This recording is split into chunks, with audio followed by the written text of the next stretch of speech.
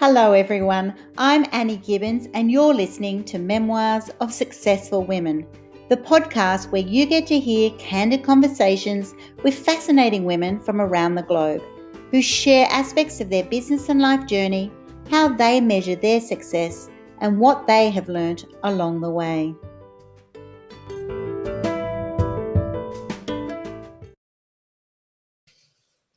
Hello and welcome to Memoirs of Successful Women. Today I would love to introduce Mary Pagano to you. She is all things female empowerment, and we're going to be discussing the importance of uplifting women around the world to get to the table, get to the seat of the table where they choose to be dining. Where do they really want to be, and how do we help women get to this place? We're also going to hear about Hero City and Femme Foundry. And Mary has just used 25 years of being a finance leader in the male-dominated tech industry. She's worked at large Fortune 30 companies, Motorola, AT&T, GE, lots of tech startups. And so she has an amazing history and level of expertise for companies who've been valued at $1 million to $3 billion. So welcome to the program, Mary. Thank you. I'm so grateful to be here. Oh, I'm excited to be interviewing you today. And so with your incredible experience, we've got so many areas to unpack of how did Mary get to become a finance leader in the tech industry, and how are you now using that uncanny ability that you have to help companies and charities to achieve their vision and potential and actually make amazing things happen, particularly for women. So where do we even start? Tell us about what are you doing at the moment? Tell us about what you're positioned. Yeah, so what I'm doing now, I mean, I've been in tech for such a long time. And as you had mentioned, working in a very male-dominated environment, and I've got the 10,000 razor blade cuts, and I got a lot of great stories. But moved on from all of that and decided that I think it was actually back in my 40s, I think after I went through a divorce, and I thought, I want to do something to help women and children around the world because it wasn't fair. I mean, it's just flat out not fair for women. And I noticed it in my marriage. I noticed it working in corporate America. And so I thought, I'm going to spend my energy now in doing what I can to help uplift and empower and, help women to be successful in all aspects of living. So after I left my last corporate job, I decided I was going to take 2.5 years off. That lasted 3 months. And I started to, I met some very fascinating people along the way. And one of them, I owe to Beverly Knight. She's a great, fantastic singer in London. And she had introduced me to this group of people that were starting a new company called femfoundry.com. It's fem-foundry. And it's a social mobile media app for women. And the purpose, the thought behind it is for female empowerment. So think of it like Facebook, LinkedIn, WhatsApp, TV, podcast, education, mentoring, all for women, and a way to unite women around the world. So women who had businesses could promote their businesses to other women, other female organizations, both profit and nonprofit, doing great things around the world, could bring their organization and almost like tie the mobile app into their website. So there's nothing that they have to create or do a lot of work with, but it creates a mobile environment, because in some countries, women don't own a laptop, but a lot of them have mobiles. So that gives them the capability to meet all these fascinating women around the world. And the cool thing is we're about changing the culture of women. So helping women to adjust the crowns of other women as opposed to knocking them off. I'm sure you've heard of the queen bee syndrome. I've had a lot of challenges working for women in the past myself. And the thing is that there is so much abundance out there, Annie, that anybody. I mean, there's enough for everybody, and we don't have to cut people down. We don't need social medias that are about likes and followers and look at me, I'm in Cancun, or all these selfies. It doesn't improve our lives. And so we need a mobile app that improves our lives, that gives us tools that help us connect with other women. And quite frankly, if we get to the point that we're helping each other on a daily basis, we've now created an environment like men do. Men support each other very well, and they bring them up the ladder, right? Yeah. And women don't do that. And we need to do that. Yeah. I don't think we're ever going to get to a point where we can do great things for humanity and the planet until the women come together and collectively work on it together. 100%. Because we are so smart. We have such a great EQ that we understand the importance of nurturing children, taking care of family, taking care of community. Those are the exact skills that we need as we're coming out of COVID. We need to create a world that's more about living as opposed to tall buildings and IBM at the top, right? Exactly. I mean, we didn't come into this world to, work ridiculously, right? We came here to live. And so we need to create more of an environment around living and equality and, things that are great for the planet and humanity. So for me, that mobile app is so important in helping to adjust our culture. And then that aligned me into, so a friend of mine in Portugal, she was the prior CEO of NetJets, and she sold her company to Warren Buffett and decided to get into philanthropy. And she was asking me several times to be part of her female organization. I was like, yeah, well, it's got to be big mission, right? Like that's just how I operate. Yeah. And as soon as she said, well, we're going to build a city, I said, okay, I'm in. You got my attention. Because I mean, every city on this planet is,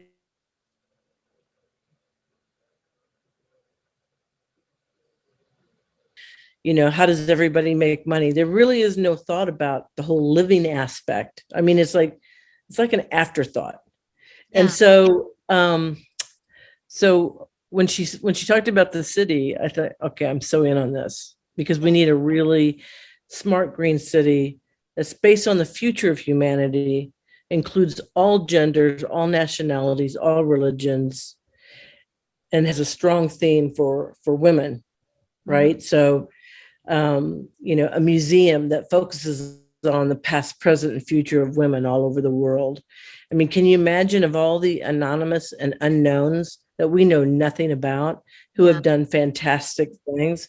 I mean, every now and then we start to find out about them through a movie or something, and then you're like, I never heard of this woman before, right? And so those are the kinds of things that our daughters need, right? They need to know that, oh my gosh, did you know that what's her face ran for president of the United States in the 1850s? People didn't know that, so those are the kinds of things that we want to bring front and center, so it allows girls to dream and think big and really, live to all their full potential and possibilities, because there's a lot of talent in this world, and it's not recognized, it's underutilized. I can't tell you how many times in corporate America that, if I came up with an idea, it was passed by. But if a man repeated my same idea, it was brilliant. Yeah. And, that has happened to a lot of women, right? They get silenced, they get pushed down. They're given the opportunities that nobody wants, so. But there's a lot of great learning from all that, right? I mean, it actually gave us better tools to succeed in so many ways, that we weren't given the opportunity, but we made the opportunity. Yeah. And where my male colleagues were handed, everything on a, silver platter, there was no way they were going to mess up, right? Yeah.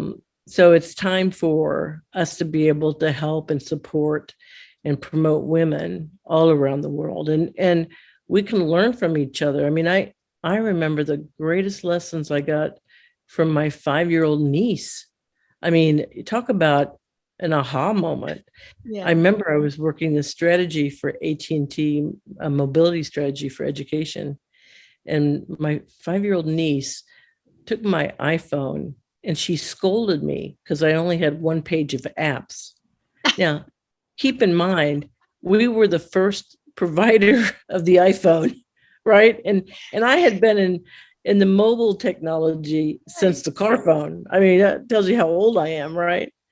And this little 5-year-old, when she did that, I had this aha moment, like, Yeah. my gosh, we need to get these devices in the schools, not out of the schools, Yeah. because the kids have access to so much information and learning. And then when you put them in a classroom and you take it away and they got to listen to somebody up front pontificate, I mean, wouldn't you be bored?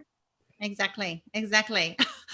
Oh my gosh, so many things to unpack there. Exactly. Yeah. The history, and that's where pioneering women like you and I and millions around the world have had those times of being, other women treating us badly, other women going, I've worked my ass off to get here and I don't want a competitor near me, right? And so that, and we've suffered in that way, and it's not right, and there's, not to judge them on the way they behave, but that's right. We are at an opportunity now to go, we can do so much better.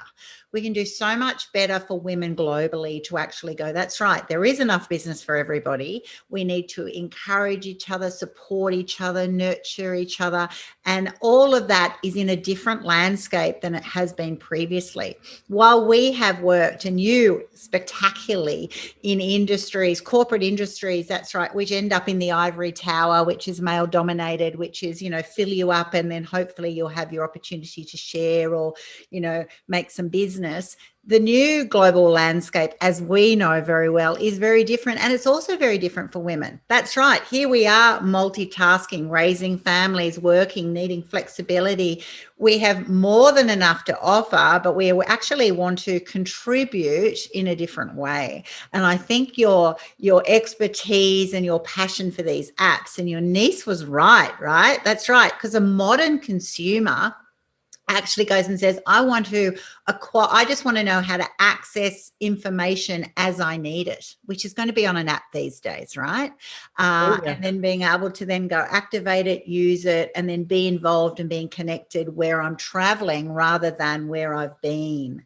And so there's so much there to unpack. And I am a big fan of Fem Foundry. So well done for that. Because Thank you. it's a brilliant app. It's a brilliant a whole connection, collaborative partnerships. It's all things positive for women empowerment, right? So well done there. And I think everyone, if you're not on Fem Foundry, you should actually just check it out, because it's a one-stop shop to really get yourself connected and being able to share, being able to be unapologetic about what you do, what you have to offer, and go, here I am. I would love to tell you about that. And also, please tell me what you're doing, because maybe we can collaborate here, right? And so that's that whole world that you've entered, hasn't it, Mary? It's just, Oh my gosh, collaboration, support, empowerment. And hello, have you just come out of it going, there has been no loss? When women go, oh, if I don't compete, I'll be at risk of loss. Tell me what your experience has been in that department. You know what, I have it's unfortunately I have run into a lot of queen bees, and I can spot it real quickly, and I've learned to just be kind as I can. I can't change people, right? But I can change the way that I react or the way that I behave. So for me, it's important for me just to be kind and recognize that they may not want to collaborate with other women. They're going to build their little kingdom, but what they don't understand is that it'll just be that little kingdom, right? So maybe it's 2 or 5 million people, but when you look at the whole planet, and 51% of the global planet is women, and if we got united, if we worked together on all kinds of initiatives and supported each other, right? Doesn't mean we need to belong to all of them, but we need to promote them. We need to communicate with them. We can even partner up on opportunities. It's when everybody keeps trying to reinvent the wheel and we're not getting anywhere. Yeah. And obviously there's great skills and talents everywhere, and there's enough abundance, there's enough recognition, we can get so much more accomplished. And so when women are looking for, equality, we should look at it in our own backyard in regards to with the women that, we're united with. So for us to blame everything on the establishment and the men, I don't think it's right. And to some extent, we have to get a seat at the table and stand side by side with men to develop this new world. It's too much burden to put on one gender, right? Yeah, they have great IQ. They're very talented. They have a lot of great skills, but so do we. And we need to remind ourselves on how great we are and the things that we do. We take them for granted. We're to the point where we could do it in our sleep and we don't even recognize that is a skill. It's very true. So many women downplay their skills and abilities. I coach women around the world and I get constantly floored by they'll talk about other people as if they don't have those skills. And I go, look what you've acquired. They don't actually realize that, if that's right, if you're male, you'll be going, yeah, I can do that. I've done that. I've got experience in that.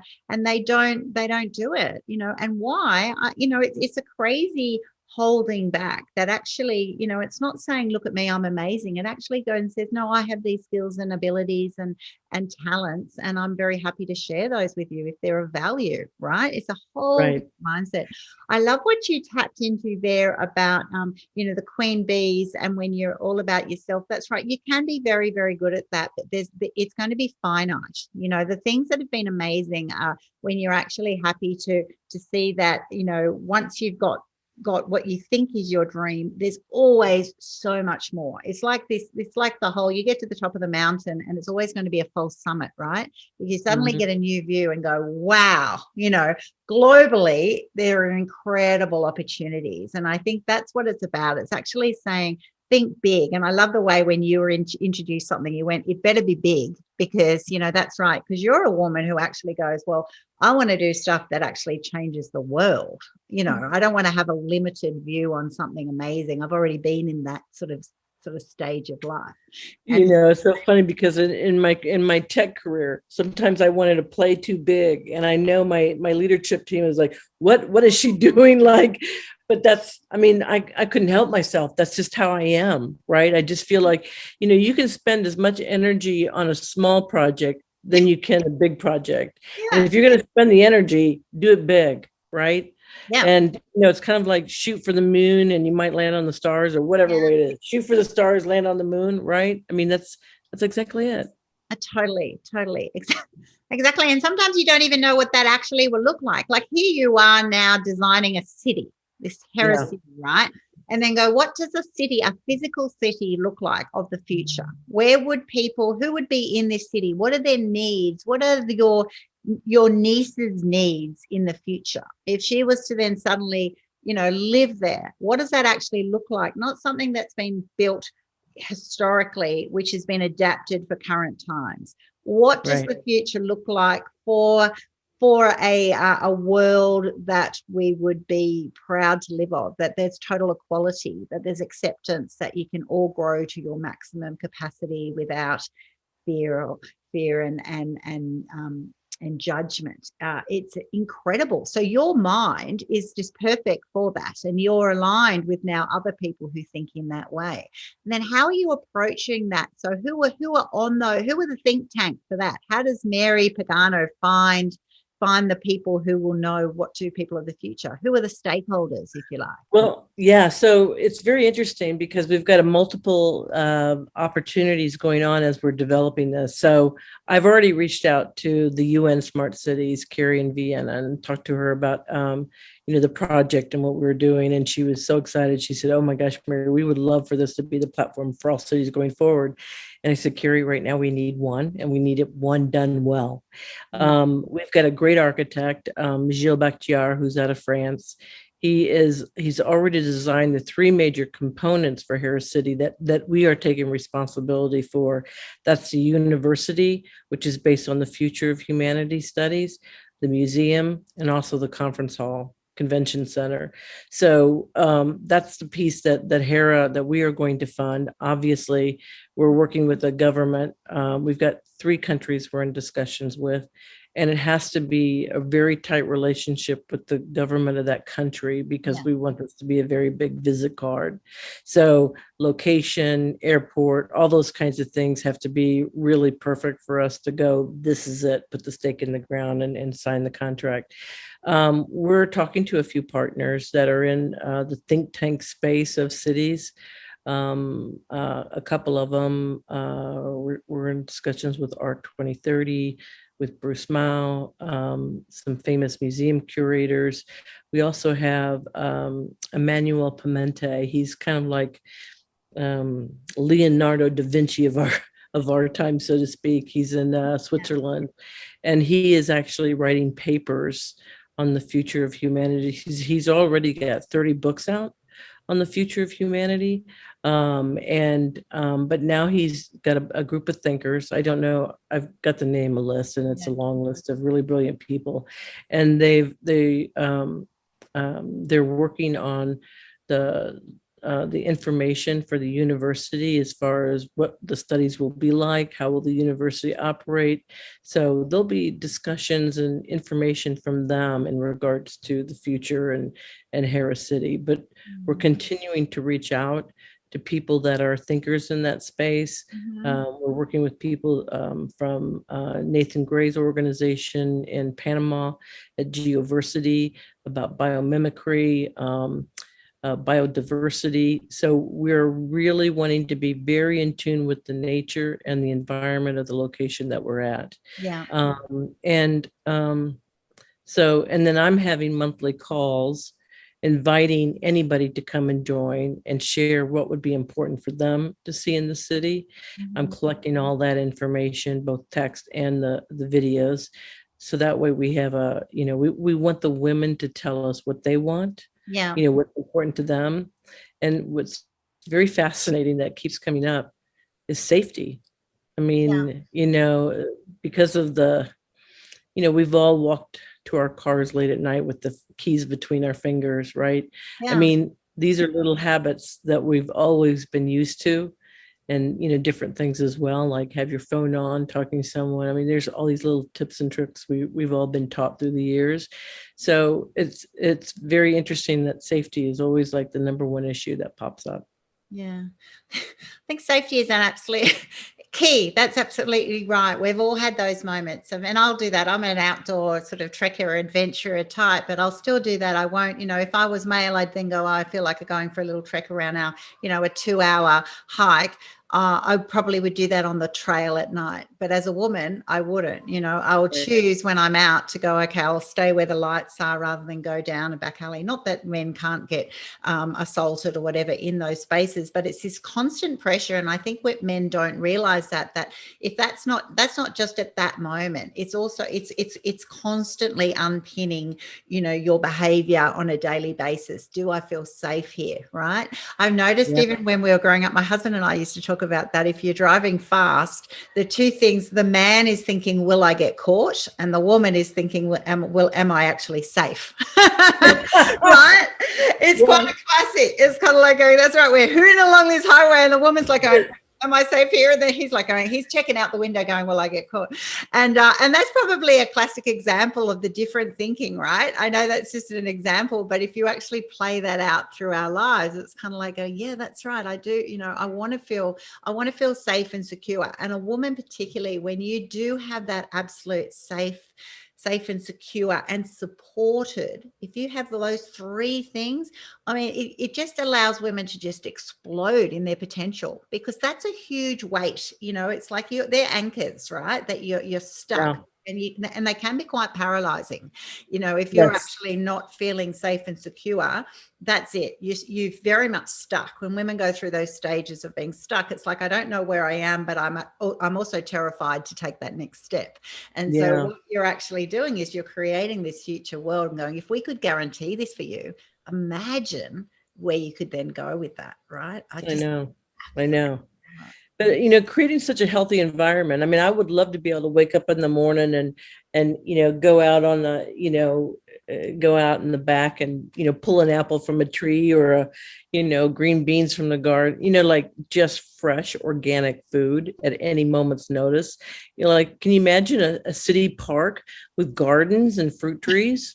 I mean, no, I can't. And why isn't there? Yeah. And why isn't there, right? I mean, food shouldn't be such a scarce thing and a difficult thing. I mean, proper healthy food should be really available everywhere. And, we make it so difficult on ourselves, right? So I think there's a lot of exciting things that could be put into the city. And so I'm very excited about it. I hope we can get this land, worked out fairly closely, because I'm ready to move forward. I mean, I'm like, you're like, whoop, that's right. Yeah, exactly. Be there. What sort of time frame? When you got all the players in place, what sort of time frame are we talking? I think that we could easily get the city, started construction, at least in the next 3 years. I think we're going to need the rest of this year to sort out the land.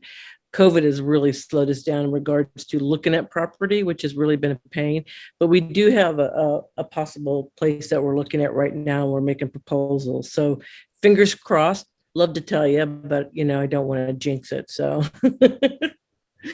And obviously you're an angel investor, but you're then entering yourself into a whole world of these angel investors. Why do people become angel investors? What are they getting out of this? Is it the opportunity to create amazing things, be part of the financial investment? What's driving angel investors? I think it's different for every person, right? I mean, from my perspective, I feel very strongly about investing in female founders and female founders that are doing big things, right? Yeah. So I actually invested in Femme Foundry. I really firmly believe in where that is going. I've got 2 other investments I'm looking at right now, but for me, it's not really about the whole, crazy ROI, the short term. I'm more of a long-term player. But I also think that when you invest long-term for things that are good for humanity and the planet, the money will be fantastic. Yeah. Because I think the world, and I've seen from the US, from my experience in corporate America, how we've had such short-term visions. And I've seen destruction of a $30 million company go down to 5 when they're selling off assets of the company, and they're basically outsourcing all the important jobs outside the country. And so we've left a huge workforce doing the gig economy and not making any money. So it creates a very angry environment for a lot of people here in the US. But I also feel like we've kind of sold our soul. And there's a lot of executives, I feel, that who made a lot of money that didn't do much of anything. And I think there should have been more laws in place that if you acquire a company, you just don't strip it of its assets and then dump all the people. And I think we've been doing that for way too many years. And now I think, America is kind of at a very interesting space of not being as powerful as we really could as a country, being as great a country as we could. Mm-hmm. So I think it's a combination of, a little bit of a depleting of our U.S. assets, quite frankly. So I think that for me, I mean, when I found out that women are only getting 1% of the funds, I mean, we know we're still paid 75 cents on the dollar, and that's really getting old. And then we have the pink tax, so we're paying more for our products than men do. But for me, I want to be able to help the female founders get money and to do some really great things on this planet, because at the end of the day, a woman will take a much long-term. They've also been proven to be successful. I mean, you already see, countries that are being led by women that got them out of COVID quicker. But the fact that, women kind of raise up the community and everything else around it. So it's a good investment. So I've said no to a lot of men already, like, love to, but it's just not my focus. So, but I think it's for anybody. It's, depends on, it's easy to invest in the market. It's a lot less risk than you would for an angel investment. So it's, I think it's riskier, but it's also an opportunity to see some great things happen. So that's exactly how I see it. I know, because there is a lot of risk because it's uncertain, it's unproven, because things of the future are, right? And so your head goes, yeah, well, safe and secure and markets, but that's always going to be retrospective. It's not going to be forward planning. I love what you said about, that's right, companies that then get sliced and diced in bits and pieces. And we all know that's part of, business and life, but it certainly takes the heart and the soul out of it. And it also, it so devalues and appreciates people, those people who've contributed. And I think women have that incredible capacity of heart, right? We bring the heart and soul into things because it is in our nature. It's strong in our nature to excuse me, be wanting that to be the core, of what we're doing. And we're very strong on legacy, making sure that we set things up that they're great for, the future. I think one sad thing that, we looked at, I was talking with hubby about this, that, I look at our, women in senior leaderships here in Australia or around the world, of like even politics. And so you've got, your prime minister or the premier of a state or whatever, and they're all, single ladies who then haven't had children. And you kind of go, well, that's well done that we've got women in leadership, but we actually, want to be able to have women in leadership who are actually, also able to, have families and be, not just, even if you have multiple things that you're interested in, and then that's all possible. So I think there's so much potential to do better and that's right. It's not anti-male. It's actually what we're asking for is equality. It's feminism of the future, which is not anti-male, which is not angry. It's actually, it's none of that. And that's what I used to shy away from,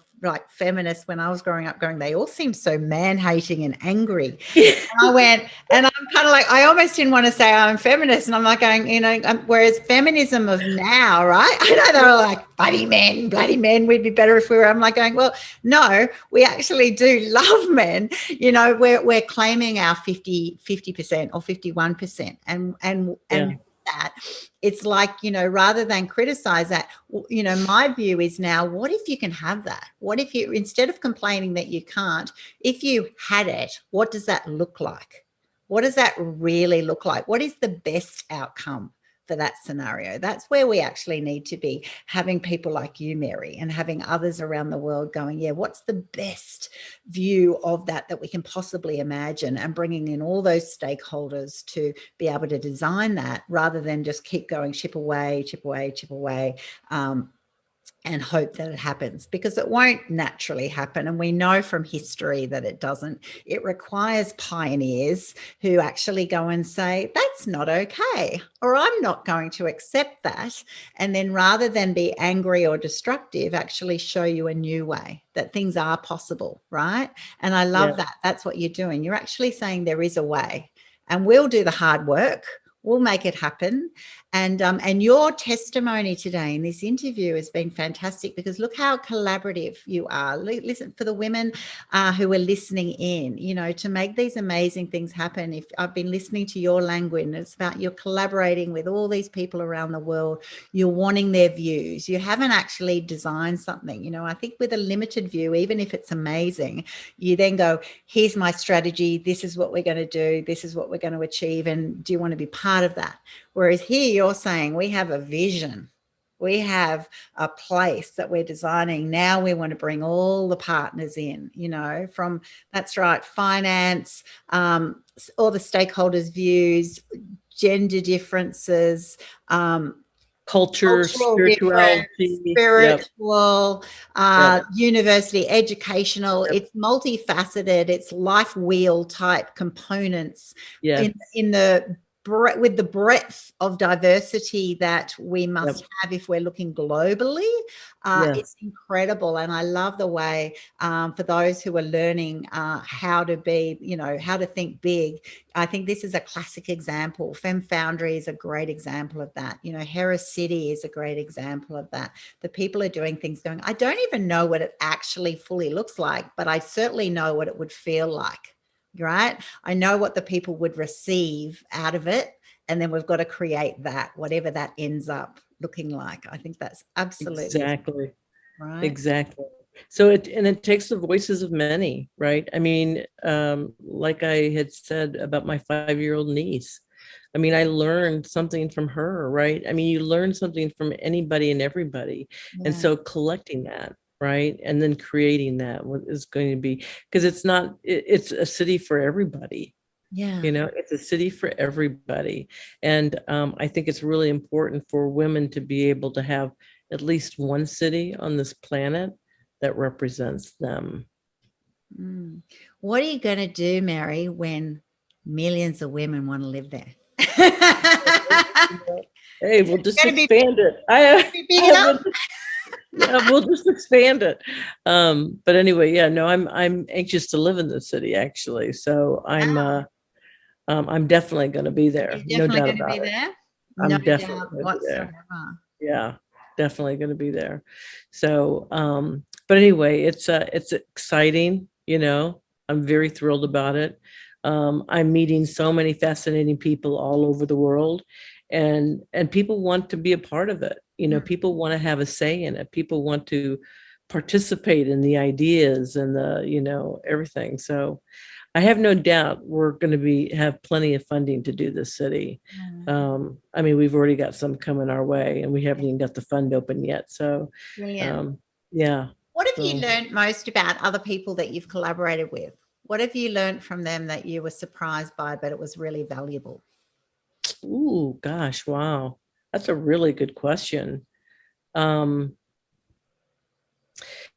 the thing that I do when I meet new people is the first thing I do is ask them everything about them. Like what's important to them, what's their mission, what do they want to do? Because one of the things I think is just a natural skill I've kind of gotten from my mother. But as soon as I meet somebody and I'm listening to them and where they want to go and what they want to do, I'm immediately thinking, who can I introduce them to help them? Who can I bring to them to help to start to collaborate and take that vision the next step, right? It's automatic with me. And I think it's probably from my years in leadership and tech as well, because you really got to listen. And I think for me, the listening is where all the gems are.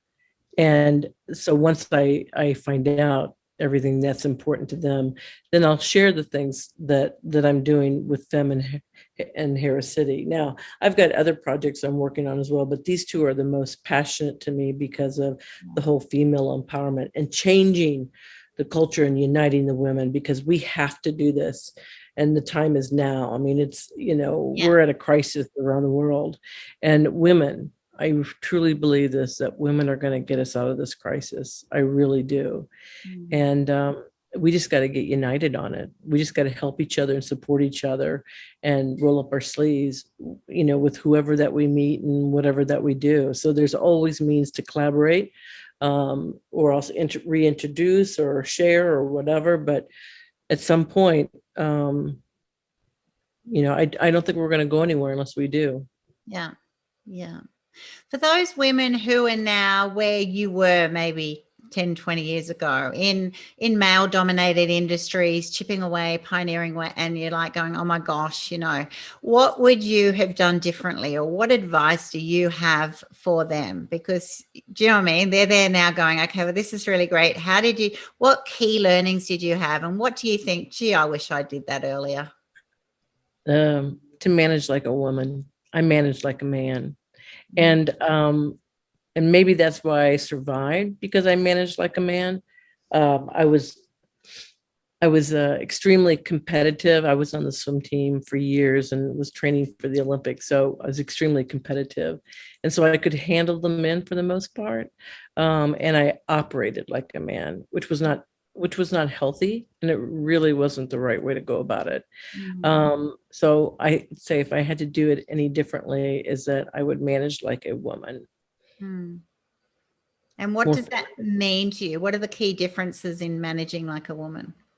So, the interesting thing is, and I noticed this around my male counterparts, if they had an employee that wasn't doing as well, they would pretty quickly dismiss them, Mhm. push them aside or dismiss them.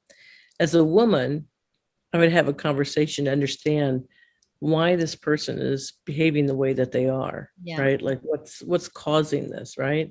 And invariably, it's some personal issue Yeah. that has them really, knocked up, and they're struggling. And so once you can, have that conversation and get it out on the table and let them know, hey, listen, I'm behind you, I'm going to help you, but this job is important and you have to separate them, right? Mm. And so you put some goal. I want you to be successful. We're going to put some goals in place so that you are successful, because you do not want to, Mm. be without this job, or unless you do, I'll help you find another one if that's what you want. But invariably, women will work through it. And I've had poor performers be excellent. And men are quick to push them out and just get rid of them. They don't even want to deal with it. Mm. So, and I think, and many times when people change jobs, they change jobs because they don't like their immediate boss. They Mm. don't like the way that they're treated.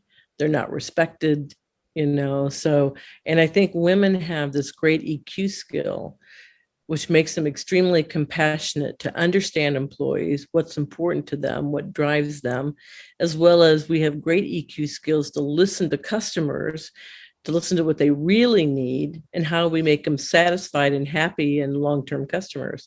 So Yeah. there's these EQ skills, they work in so many ways in driving more revenue and making successful business. But I think from the most part, what I saw and the difference between, my male counterparts and my leadership style Mm. was, but I still could have been a lot more as a woman, because I could be a bit tough. I could be I could be a little, impatient. Yeah. That wasn't a virtue. That's all right. We can all reflect back and go, probably was a little bit over the top there. Who are you? Who are your role models now? Who do Oh you my look God. up to, and who are you working with and go, oh my gosh, I just learned so much off of that person? Well, I actually would say Marinella Mapuri, who's the CEO of Hera.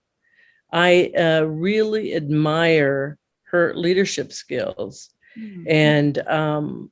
And when I think about what she's accomplished with Hera, and keep in mind it's a nonprofit organization, and I really impressed with the way that she functions and she operates. She has total respect for people, up and down the organization. And I think sometimes, if you have a female queen bee, they have a little bit of an attitude, and that shows up, and companies eventually, will, not be as successful as they could be. People that I admire, I mean, of course, I have to say Oprah Winfrey. I love her style. I love what she's accomplished in her lifetime. I think I remember when she changed her trash TV to helping women, live a better life. I thought, thank you, you got it. I mean, women sitting at home are no dummies, and they deserve to have some tools to be successful. So that was an aha moment for me when she made that turn. And I was like, okay, you're my hero. But yeah. So. I love that. I love that. And I'm Oh, and I will say my mother, and just because, my mother was valedictorian of her high school, but her parents wouldn't let her go to college. It was just the time that she lived, right? So, but she married my father, who was a brilliant mathematician and scientist, and she used to read his books and all kinds of stuff. But and there wasn't anything she couldn't do. I mean, wicked smart. You never want to play Scrabble with her or card, because she knew every card in your hand. But at 62, my mother started an ISP in our small town of Rolla, Missouri. And this was before Motorola. I was at Motorola and we didn't have internet access. And Yeah. my mom was building an ISP in Rolla, Missouri. God. And she got Cisco to donate servers. She got the governor to give her access to university network. I was like, oh my gosh, who does this at 62? So anyway, I mean, she was wicked smart. I was pretty lucky to have her as my mother. So Oh, I think you were blessed, but that's right. You can be wicked smart, but you've also got to have that other factor of, hey, I'm just going to run with this. I'm going to back myself, right? I'm going to not only back myself, I'm going to ask the questions that are theoretically potentially embarrassing, risky, whatever. Who am I? Who would be, in that town at 62 doing that? So one, you get the ideas. So you're visionary, right? And then two, you got to have that self-belief that goes and says, well, I'm comfortable with what I've got to bring to the table. And then to actually go out to the Cisco's and others to actually go, hey, I've got something that's going to be of value. And I'm believing that you're going to want this product. I mean, I just think the combination of that is actually, for people to realize that's right. You want to be smart, or if you're not as smart, get something that you're super tenacious about, or find out the way, what value are you bringing to someone else, and to actually give out that and believe in it. And even that's right, even if one says no, keep asking, keep finding the way, and don't just keep offering the same product. You might need to adjust and modify it. You might need to, maybe the product's not quite right? So well done, your mum. I think that's awesome. I love stories like that. And that's it, because and it also sort of resonates with that other bit that, your mum was just as smart, just as capable, all those years before. But because of the times, because of the expectations of society, because she was raising children, it's kind of like you're just a mom. You're not just a mom. You're an incredibly smart, capable, talented woman who actually just hasn't been activated in a certain way because of life. Right.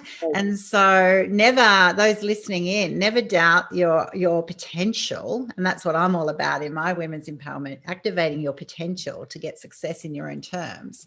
And so you do have potential. Those of you who are sitting there going, I believe I've got more in me. Yes, you do. If you believe that and it keeps you awake at night and your mind's traveling, you so do. You've got that potential, you've got that drive that Mary has here, that I get excited about. You've all got that. It's actually just going, how do I activate that? And what is the right timing? And what is the right environment? And that's what I've loved about our conversation today, that you've actually just channeled your life. You've used your 25 years plus of expertise, learnings. You haven't come to it with no framework. You go, well, yeah, that's right. You're an expert in finance. You're an expert in companies, creation. You know what works. You know what doesn't work. You know what you like. You've learned from others, and you're now championing that in an area of, apps, which is tech, which is future, which is collaborative partners that you've been able to forge because of your career,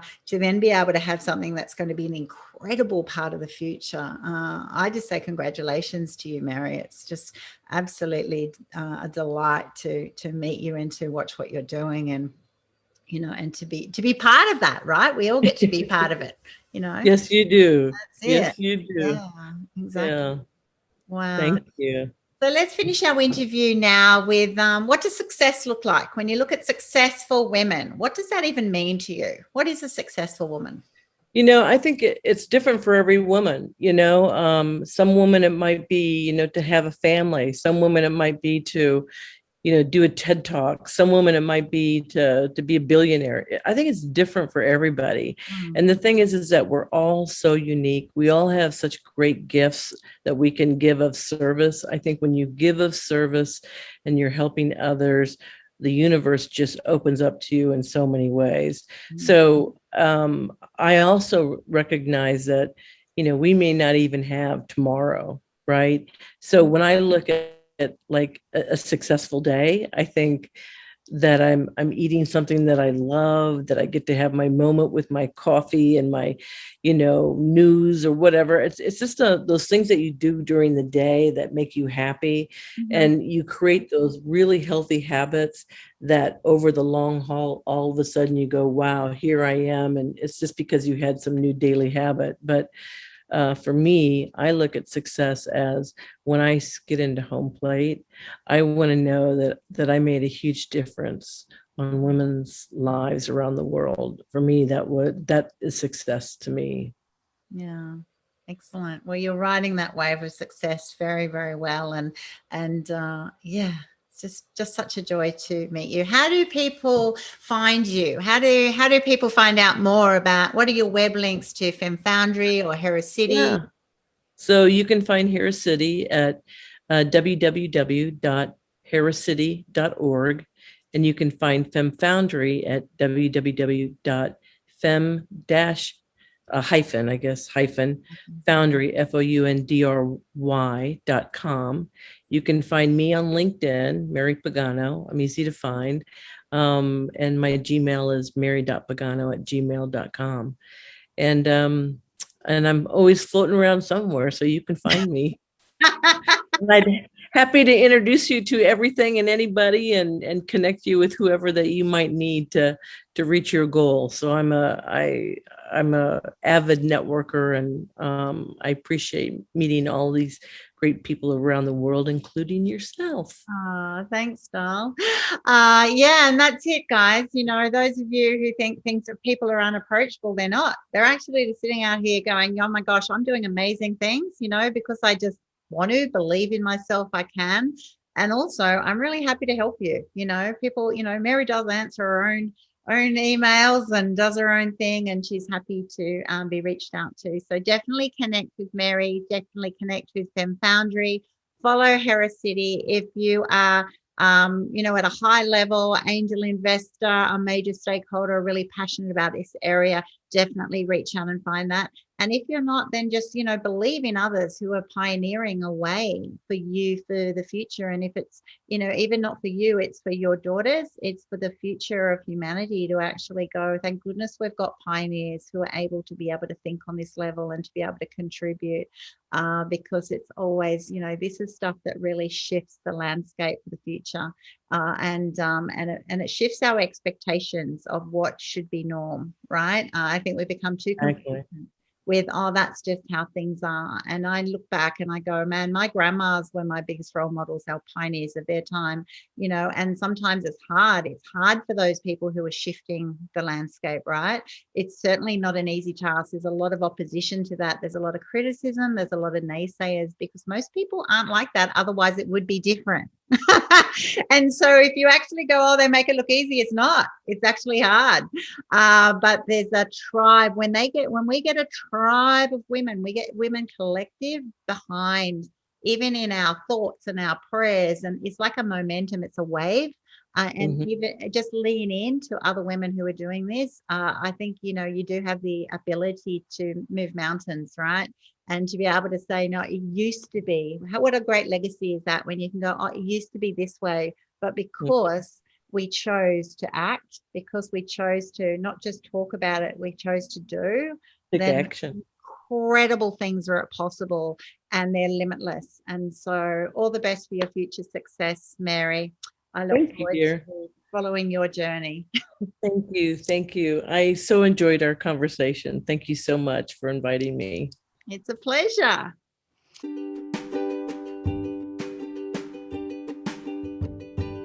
Thanks so much for listening to this episode of Memoirs of Successful Women. You can find me at anniegibbins.com, where you can download my free resources, get connected on social, and check out my online magic transformation program. If you love this show, feel free to subscribe to future episodes, and of course, share it with your friends. I'll see you again soon, and until then, happy podcasting.